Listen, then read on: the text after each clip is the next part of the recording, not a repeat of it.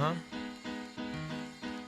if I had 100 sheep and one of them got away, I would leave the 99 and go find that one. That's right. Sheriff Paulk, if you will, walk me through this process, through the process of this investigation, and talk about the resources that went into this investigation. Of course, you know, when Kendra was found, I was not a sheriff. There was another sheriff here. And, but, you know, I came back after roughly 8 years after, this incident happened.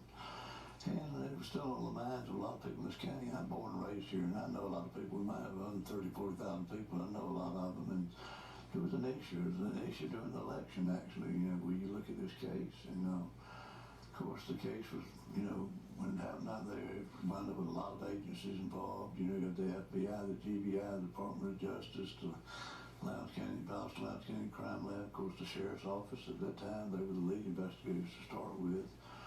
And, you wind up with actually probably hundreds of people involved looking at this. It was extensively looked at by the FBI and the Department of Justice. I would just looking at the amount of effort and files and plane trips and people brought in, and over 58 people, I think 58 people went before the grand jury. They were questioned, and probably $3 or $4 million spent by the federal government on it. And I forget exactly what their conclusion was, but they didn't conclude it was a homicide. They just kind of, I believe they used the word unfounded, or I forget exactly how they did it. But when I came back, I knew those files were out there with all this information that nobody had ever seen in our agency. And I told people I'd do my best to look into it personally. I mean, I've been in this over 20 years, and I hope that a lot of people around here, people that know me, trust me. Because I live by my word. I'll die before I tell a lie. One thing we kept hearing over and over again was about this missing FBI report regarding the security tape hard drive and the blacked out footage. So we looked into finding that report to see if we could locate it, and we did. However, the report was heavily redacted. But then we were able to find the unredacted FBI report, and what we discovered blew us away. You see, in the redacted report, you can barely see any of the video frames. Most of the frames are blacked out, and the ones with KJ are barely recognizable. In the unredacted report, we were able to see all the video frames in full color. The report follows KJ, Brian, and Brandon's movement throughout the school for the entire day and records where they were. Not only is this further video evidence that the Bell boys were on campus when KJ went missing, we found something that the FBI clearly didn't want us to see. Let us put them side by side so you can see what we found. Here they are. Can you see something a little odd? Look closely.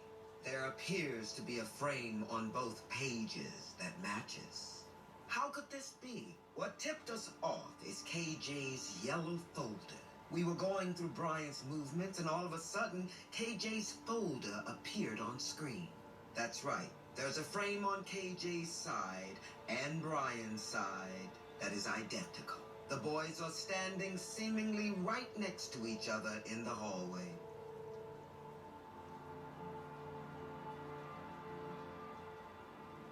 Did you see Kendrick that day? No. I did not. Seeing the alleged killer of KJ standing next to him in the hallway the day he died in school has sent chills down our spines. How did no one see this frame? How did the FBI let this go?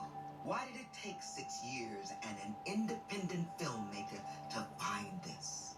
These are all questions that may never go answered. But what we do know for sure is that we have more facts now than we ever have. And this case needs to be reopened and re-examined with a fine-tooth comb.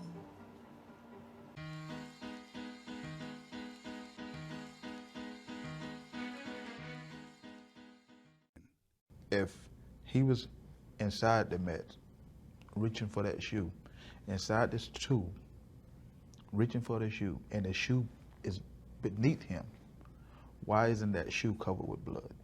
And what do you think about that shoe not being covered with blood? It was placed there.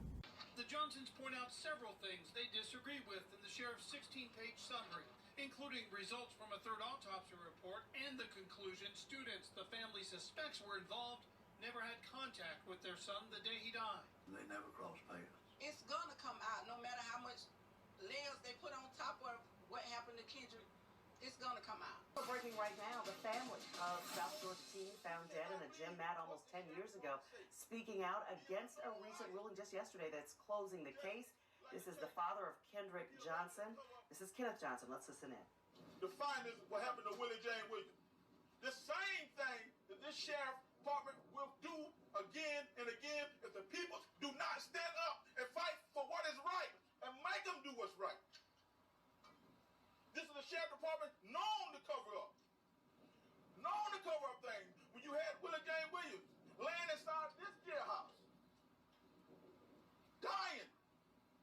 And this same sheriff allegedly covered up what happened to Willie Jane Williams, and the same thing that he come back and trying to do now. Sheriff Ezra Paulk, you didn't have anything to do with it, as you say.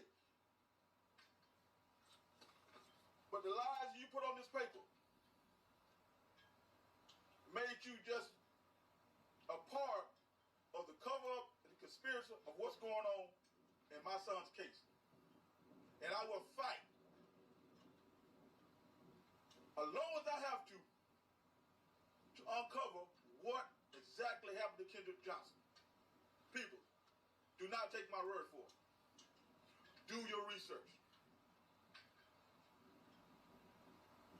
So where do you guys go from here? What's your next step? We keep pushing. We have students who's at the schoolhouse that year. They are reaching out to us. And that's what I want to say to the students. You haven't ended. If you have any information, contact the sheriff department. I say to the students, do not go in alone. Do not go in from an attorney around here in Lowndes County. Record everything you say to these people so they won't try to turn it around and make you out of a liar. Send it to the Justice Department. And this is Kenneth Johnson, the father of Kendrick Johnson, who was found it's been almost a decade now, found rolled up in a gym mat in Lowndes County High School. Yesterday, the sheriff there saying that there was no foul play suspected in this case after going through 17 boxes of evidence in this case. We're going to continue to follow the story for you and have more on CBS 46 News beginning at 3, and we'll also have it on our free streaming.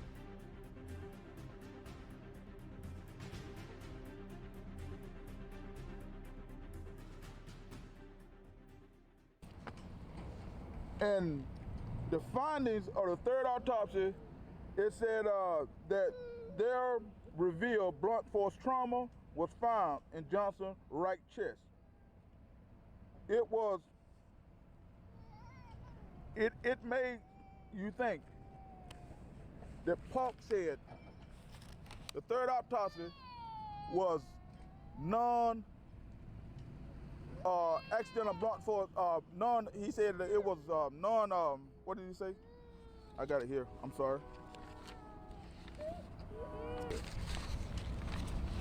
And actually Paulk findings, they say third autopsy was performed by the Office of Armed Air Force Medical Examiner. The initial report, August 2014, August 25th.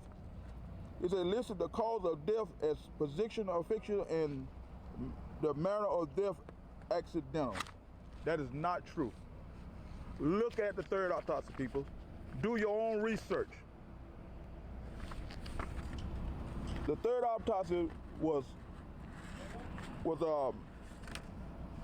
done by Dr. Anderson. It was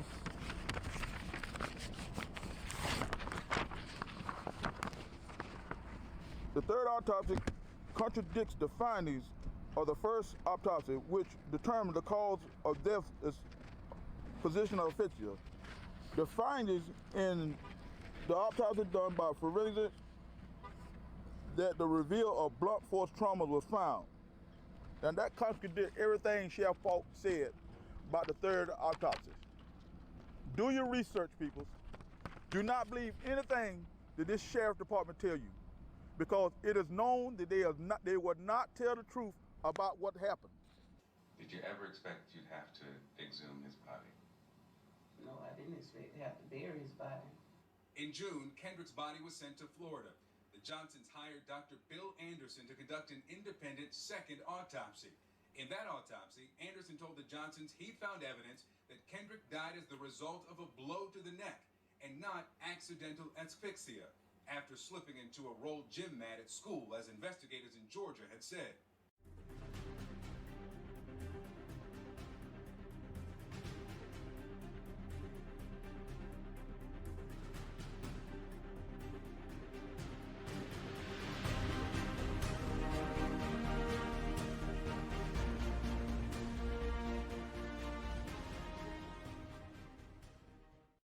Inside the FBI report, it shows you where Kendrick and Bryant crossed paths. Now they are saying the Bells left an hour before Kendrick was last seen. First, they stated they left that morning. Then they left at noon. Now they left an hour before Kendrick was last seen. You can't keep changing the time of when they crossed paths.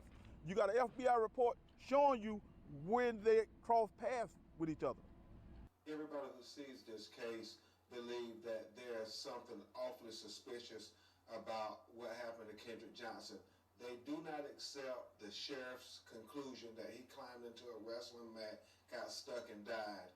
And now, with the release of these videos, it raises even more questions, because out of 36 videos, 36 angles, only one of them is distorted, one of them is blurry, and that is the one that was facing the corner where the wrestling mat with Kendrick Johnson's dead body inside it. And that's the only one that's corrupted. The investigators say Kendrick's death was a tragic accident, that he climbed onto these rolled gym mats to reach for this shoe at the center of one mat, slipped, got stuck upside down, and died. County officials say the blood in this photo spilled after Kendrick's heart had stopped pumping hours after he had died. But Kendrick's parents say the photo and the video show something else. There's enough evidence to show that Kendrick was murdered. CNN has exclusively obtained the 15-minute video and nearly 700 photos of the scene taken by Lowndes County investigators. And for the first time, Kendrick's parents, Kenneth and Jacqueline Johnson, are ready to look at them, including these pictures of orange and black gym shoes investigators found just yards from Kendrick's body. Did these shoes belong to Kendrick? No. When you look at these shoes that were at the scene, what stands out to you? The blood on the shoe. But investigators say tests show the stains are something other than blood, so the shoes were not collected as potential evidence. I don't understand why. CNN took the photos to independent private investigator and former FBI special agent Harold Kopis. If you were on this scene, would this have been something you would have left? No. Bag and tag. There's no indication investigators ever even looked for the owner of the shoes or this hooded sweatshirt found a few feet from Kendrick's body. And if you look real close, there's something on this particular cuff. And then the question is, was it blood? Did you test it? According to the crime lab report, no.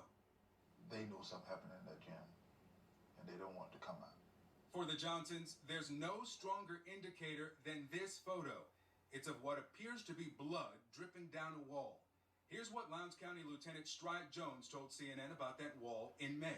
And we tested it, and it was blood. Now, we did DNA testing, and it was not the blood of Kendrick Johnson. If it wasn't Kendrick blood, who blood was it?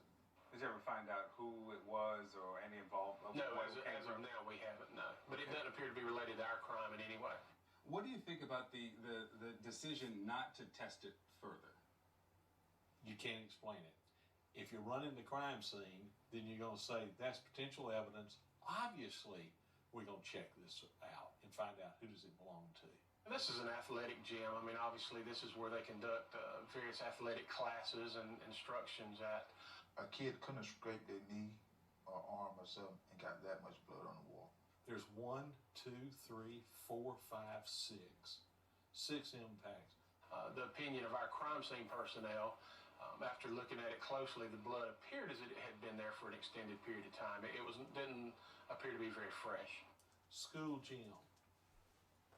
There is no way that they would allow whoever was supposed to clean this gym to leave that blood on that wall.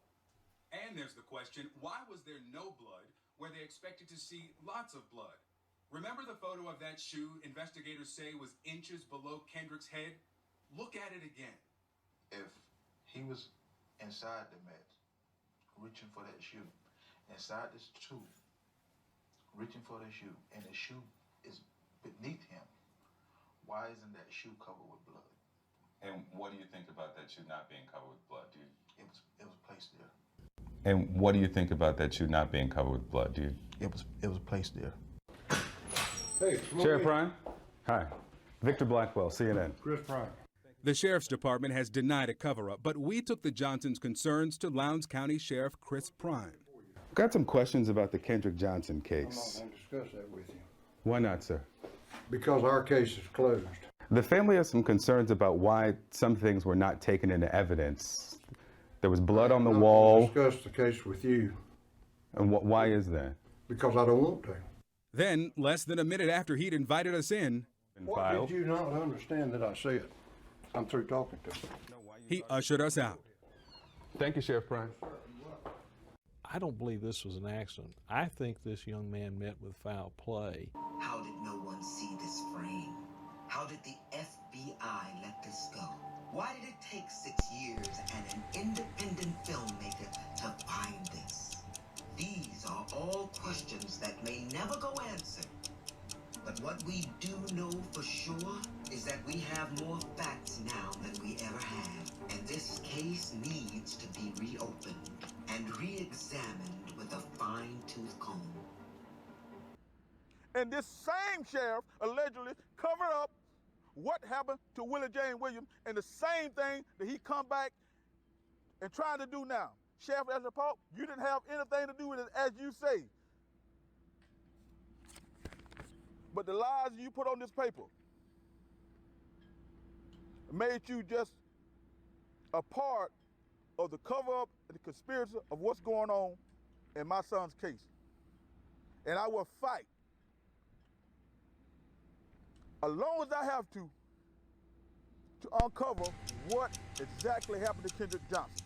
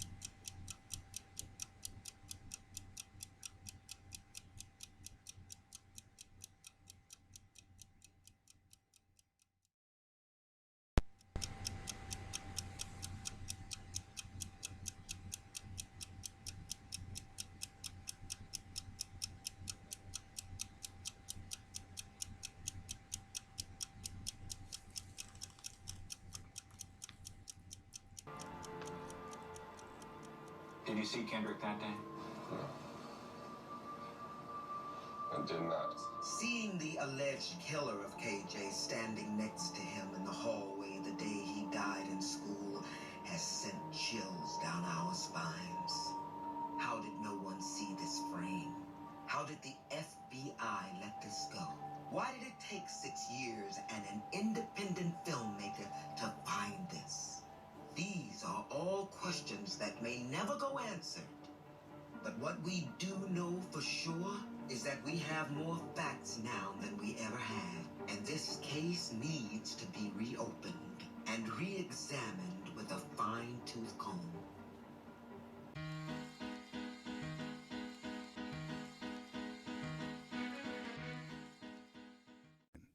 If he was inside the Met, reaching for that shoe, inside this tube, reaching for the shoe, and the shoe is beneath him, why isn't that shoe covered with blood?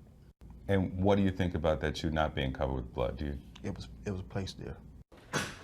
Hey, Sheriff Prime? Hi. Victor Blackwell, CNN. Chris Prime.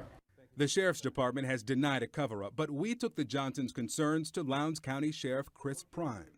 Got some questions about the Kendrick Johnson I'm not case. going to discuss that with you. Why not, sir? Because our case is closed. The family has some concerns about why some things were not taken into evidence. There was blood on the I'm not wall. going to discuss the case with you. And why is that? Because I don't want to. Then, less than a minute after he'd invited us in, What did you not understand that I said? I'm through talking to you. he ushered us out. Thank you, Sheriff Prime. I don't believe this was an accident. I think this young man met with foul play. The Johnsons point out several things they disagree with in the sheriff's 16-page summary, including results from a third autopsy report and the conclusion students the family suspects were involved never had contact with their son the day he died. They never crossed paths. It's gonna come out no matter how much layers they put on top of what happened to Kendrick. It's gonna come out. They never crossed paths. It's gonna come out no matter how much layers they put on top of what happened to Kendrick. It's gonna come out. It's gonna come out no matter how much layers they put on top of what happened to Kendrick. It's gonna come out. It's gonna come out no matter how much layers they put on top of what happened to Kendrick. It's gonna come out.